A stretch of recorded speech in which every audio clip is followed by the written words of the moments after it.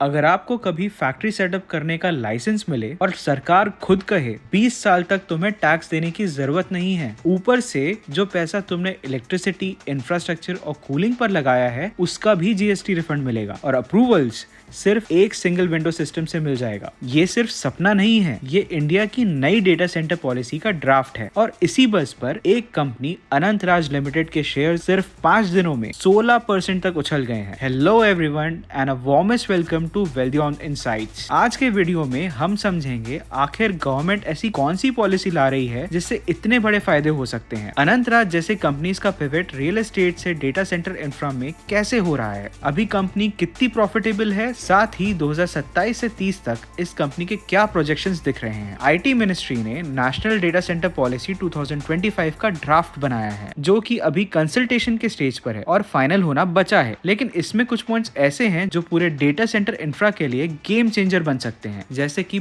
20 साल तक का टैक्स हॉलिडे मिल सकता है, लेकिन कंडीशन है कि आपको नई कैपेसिटी ऐड करनी होगी, एनर्जी एफिशिएंसी बेटर करनी होगी और जॉब्स क्रिएट करने होंगे। जीएसटी इनपुट टैक्स क्रेडिट मिल सकता है उन पैसों पर जो आपने कूलिंग इंफ्रास्ट्रक्चर, इलेक्ट्रिकल इंफ्रा और जेनसेट्स पर जीएसटी में दिया है, यानी इन खर्चों का जीएसटी फुल रिफंड हो सकता है, जिससे आपका केपेक्स कॉस्ट काफी हद तक कम हो जाएगा। सिंगल विंडो क्लियरेंसेस और डेटा सेंटर इकोनॉमिक जोन यानी डीसीएजेड के अप्रूवल्स और लैंड को ईयरमार्क करवाने का प्रोसेस काफी फास्ट हो सकता है। अगर कोई फॉरेन जायंट 100 मेगावाट या उससे ऊपर का डेटा सेंटर एस्टैब्लिश या ऑपरेट करेगा तो उसे भी इंडिया में टैक्स सर्टेनिटी मिलेगी, जो कि फॉरेन डायरेक्ट इन्वेस्टमेंट्स के इनफ्लो को और ज्यादा तेज कर सकती है। एक इंटरेस्टिंग पॉइंट ये है कि डेटा सेंटर्स को 2022 से ही इंफ्रास्ट्रक्चर का स्टेटस ऑलरेडी मिला हुआ है, मतलब इससे बैंक से फंडिंग लेना सस्ता हो गया है और साथ ही ये फंडिंग लंबे टेन्योर के लिए भी मिल रहे हैं। एक क्विक क्वेश्चन आप सभी के लिए, अगर आपको अपने बिजनेस में 20 साल तक का टैक्स हॉलिडे मिल जाए तो आप किस चीज का बिजनेस सेटअप करना चाहोगे? कमेंट्स में लिखकर बताएं। डेटा को आज का पेट्रोल कहा जाता है और डेटा सेंटर्स को उनकी रिफाइनरी। 24 घंटे 7 दिन सर्वर्स चलते हैं, कूलिंग और इलेक्ट्रिसिटी पर करोड़ों खर्च होते हैं, इसीलिए ये टैक्स हॉलिडे और जीएसटी रिफंड से सीधा प्रोजेक्ट के प्रॉफिट को डबल किया जा सकता है। अब आते हैं हमारे आज के वीडियो के हीरो पर, अनंतराज लिमिटेड। ये दिल्ली एनसीआर के रियल एस्टेट का पुराना खिलाड़ी है जो कि वहाँ residential flats, IT parks, special economic zone बनाने के लिए फेमस है, लेकिन 2023 से 25 के बीच में इन्होंने एक बोल्ड पिवट किया। अपनी 100% subsidiary Anantraj cloud private limited के थ्रू डेटा सेंटर्स और क्लाउड इंफ्रा के बिजनेस में एंट्री ली। साथ ही ऑरेंज बिजनेस के साथ इन्होंने लॉन्च किया एक सॉवरेन स्टाइल पब्लिक क्लाउड जिसका नाम है अशोक क्लाउड। ये मानेसर डेटा सेंटर से लाइव है, मतलब अब ये सिर्फ बिल्डिंग नहीं बना रहे बल्कि सर्वर्स और क्लाउड सर्विसेज के बिजनेस भी रन कर रहे हैं। चलिए अब देखते हैं ग्राउंड रियलिटी क्या है। मानेसर गुरुग्राम में लगभग 21 मेगावाट का data centre with live IT load operations में है, जो कि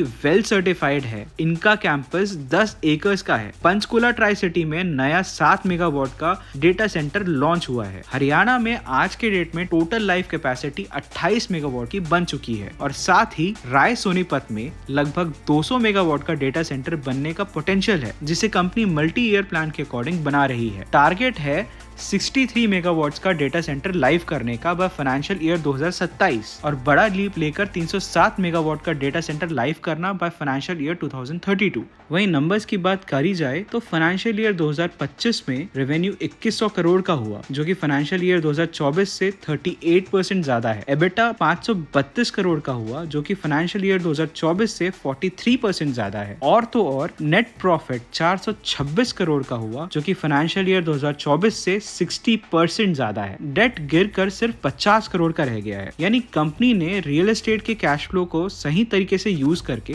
डेट कम किया और साथ ही नेट प्रॉफिट तेजी से बढ़ाया, जिससे अब इनकी balance sheet data centre expansion के लिए पूरी तरीके से रेडी दिख रही है। प्राइस पिछले 5 दिनों में 564.3 से बढ़कर 19 सितंबर को 640 पर क्लोज हुई, जो कि 16% ज्यादा है। इसका पीई रेशियो भले ही 47x हो, जो कि अकेले देखने में बहुत महंगा लगता है, लेकिन लगभग सभी एनालिस्ट इसे सम ऑफ द पार्ट्स यानी एसओटीपी मॉडल में नापते हैं, यानी जो पैसा रियल एस्टेट और डेटा सेंटर से आता है उन दो मॉडल्स को मिलाकर देखते हैं। एमके ग्लोबल के अकॉर्डिंग रियल एस्टेट की एनएवी अकेले में 427 रुपए पर शेयर है और डेटा सेंटर की इक्विटी वैल्यू 374 रुपए पर शेयर है। टोटल मिलाकर एमके ग्लोबल ने इसका करंट टारगेट 800 रुपीज से ज्यादा का दिया है। आपको एक बार एमके ग्लोबल की रिसर्च रिपोर्ट ऑन अनंतराज जरूर पढ़नी चाहिए, क्योंकि ये काफी इंफॉर्मेटिव इनोवेटिव और बहुत इंसाइटफुल है। उनके मॉडल में फाइनेंशियल ईयर 2027 तक केवल डेटा सेंटर से रेवेन्यू 700 करोड़ से भी ज्यादा हो सकता है। और सबसे बड़ी बात यह है कि एमके ग्लोबल के हिसाब से डेटा सेंटर बिजनेस 20% IRR से फाइनेंशियल ईयर 2045 एंड तक ग्रो कर रहा है। इसका मतलब ये है अगर आप आज 1 लाख रुपए इन्वेस्ट करते हैं तो वो फाइनेंशियल ईयर 2045 के एंड तक 38 लाख में बदल सकता है। चलिए अब मोस्ट अवेटेड सवाल पर आते हैं। अनंतराज लिमिटेड का स्टॉक कहां तक ग्रो कर सकता है? अगर 2027 तक 63 मेगावाट का टारगेट अचीव हो जाता है तो इसका प्राइस 1150 रुपीज पर शेयर हो सकता है। अगर 2030 तक ये 150 से 180 मेगावाट का डेटा सेंटर कमीशन कर देते हैं और 307 मेगावाट के डेटा सेंटर को रोड मैप बनाकर चलते हैं, इनका share price 1700 rupees per share तक जा सकता है और कुछ एस्टिमेट्स के हिसाब से ये 2500 रुपीज पर शेयर को भी क्रॉस कर सकता है। बट